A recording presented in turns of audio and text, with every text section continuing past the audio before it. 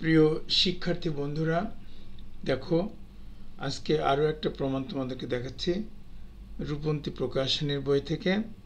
জটিল সংখ্যা, math second part, অধ্যায় 3, 14 1 নম্বর অঙ্ক।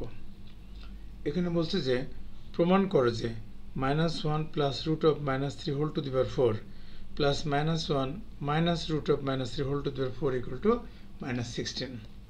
দেখো আমরা এটা কিভাবে প্রমাণ করতে পারি। প্রথমে লেফট হ্যান্ড সাইডটা লিখে নাও।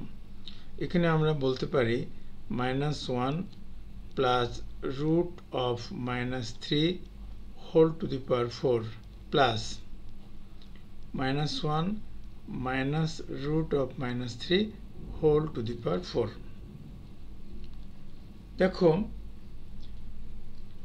অঙ্কটার ক্ষেত্রে আমরা ডান দিকে একটু রাফ করব। রাফটা কিরকম?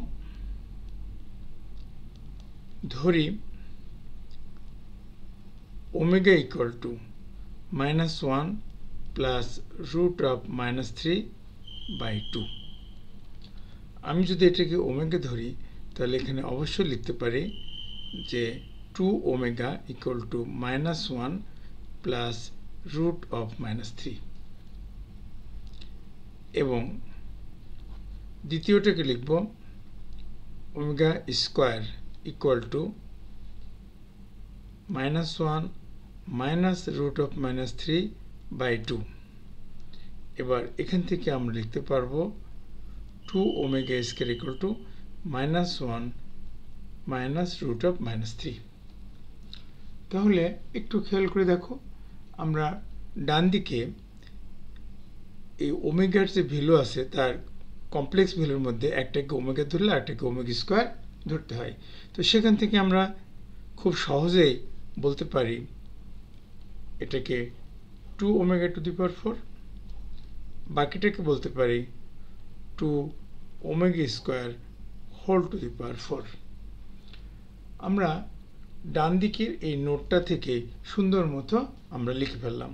এবার 2 টু দি পাওয়ার 4 মানে 16 omega to the power 4 plus 16 omega to the power 8। এবার আমরা জানি ওমেগার পাওয়ার 3-এর বেশি থাকলে সেখানে কমায় আনতে হবে।